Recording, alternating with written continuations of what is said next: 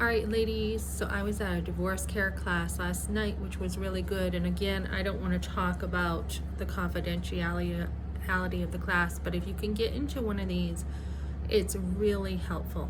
So, a lot of times we have a very narrow view of marriage. Definitely, Jesus says the only cause for divorce is adultery or abandonment. Even then, you should try to work out abandonment as much as you can, I believe. And in some cases, adultery, not all of them. But even then, with all that, you should forgive, you should try to work it out. There is a lot of middle ground, there's a lot of gray. So, for example, when a man pushes a woman, you have to kind of define domestic abuse. When a man pushes a woman, I have seen people say, oh, that's it? That's all he did? He just pushed you? No, that's not all he did, is just push you. He actually laid hands on a daughter of the king. That's how you want to look at it. As a woman, you want to look at your value and see how that the reality really is. It's not dismissing it. Oh, it just a push, no big deal. So, for example, I had talked to somebody in private, and this person was saying, if I never had wanted to be a father to a daughter, in the sense that I would probably kill somebody.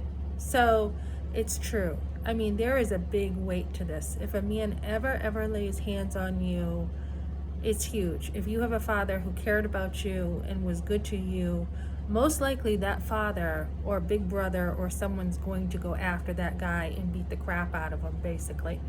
You don't ever put up with that. And we can look around too at other scripture. Like we see people saying, oh, submit to your husband and everything. That is true. Scripture says that. But that everything has to have something else around it. It has to have not only, there are men who are not Christians, but there is a sense of not only wrong. If a man asks you to rob a bank, you obviously don't do that. But there is a lot of gray. So he is to submit to God first, okay? And if he's not a believer, then you can still submit even if he's harsh, and you can try to witness to him and reach out to him. But there are a lot of things in between that. So, for example, another verse that we need to look at is our body is filled with the Holy Spirit. It says our body is a temple. So we are to take good care of our bodies. We're not to do a lot of harm to our bodies. So if you have a man pushing you and hurting you, almost making you fall, and he could kill you, that's another thing that should not be in that marriage. Marriage is beautiful, and it's supposed to be a picture of Christ in the church. So that's the standard that you want to hold a guy accountable to. When you think of submission, it's supposed to be healthy. It's supposed to be you want to because you trust the man, because he's good to you. Obviously, if you married him, there's a reason why you married him. Maybe he's not the guy you thought he was. Maybe he's not doing his part. Maybe he has, turned to some really bad behavior.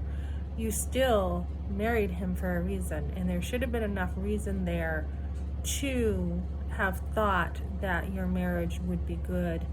And so what you want to do is, when you start seeing that destructive behavior, you want to put the boundaries up.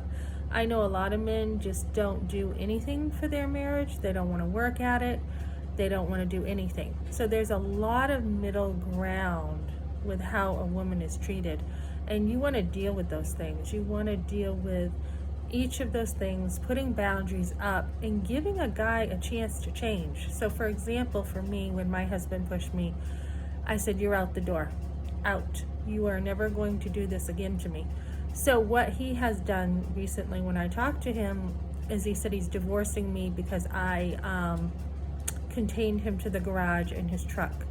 Yeah, it was the best thing I could do for him, is to say that you will never ever touch me again. Now, he did come upstairs to shower when the kids were not around. He came up to get, his food, but most of the time he liked being in his garage anyways, because he had his hobbies in there. So it wasn't that bad. But the truck, yeah, he had to sleep or go find another job and get a hotel or something, but he wasn't going to be home with me. And that was an opportunity for him to really look at himself and make changes. Unfortunately, he hasn't done that. He hasn't done it at all. He just wants to say, I'm divorcing you because you left me out in the cold. And this was after I already forgave him. I did forgive him, and I tried to work it out with him. We stayed at a few hotels together. We tried to work it out. So now he's bitter and angry about that. So I said, that's too bad. Basically, you're bitter and angry because you pushed me. Look at yourself and look at what you did. So when you have a man who won't repent, we also have a provision in the church that you're supposed to bring this before a church, and if someone keeps sinning against you and they won't stop it, he's out of the church. He's out. He's just like a tax collector, and you have that provision to use. It also says if a man doesn't provide for his own family, he's worse than an unbeliever. So therefore, you have to now put him in the category of unbeliever, and if a unbeliever leaves you, you're free to go. You're free to remarry. You're free to not worry about it, because you are not responsible for other people's choices. Everyone has a free will. Everyone does. You can choose to do what you want every single day. So I have reached out to my husband with what is a biblical divorce and what is not. Just having irreconcilable, I can't even say the word, just having a lot of differences is not a reason to divorce, because when you have two sinners living at home together, you are going to clash because you're sinners. Just be aware of the whole picture while you're working on your marriage or whether you're divorcing. Be aware of every single thing that comes into this. A husband shouldn't be competing with you. He shouldn't be revving up, getting angry at you all the time. A lot of anger is addiction. Pornography is an addiction. That's another thing that my husband had. And if he can't give to you, and instead there's that lack of oneness, you just can't be one because he's got something else on the side, that is a huge thing to deal with that needs counsel.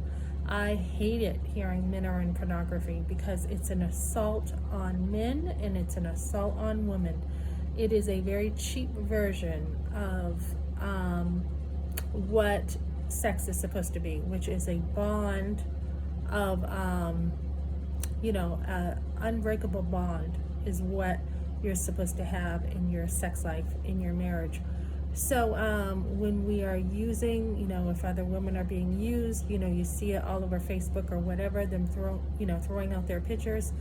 It's a very low standard of sex. And I have heard people say, oh, men love it because they feel so much better. But they also feel like they ate gravel after, like dirt in their mouth. So it's a bad addiction. It's not healthy for men.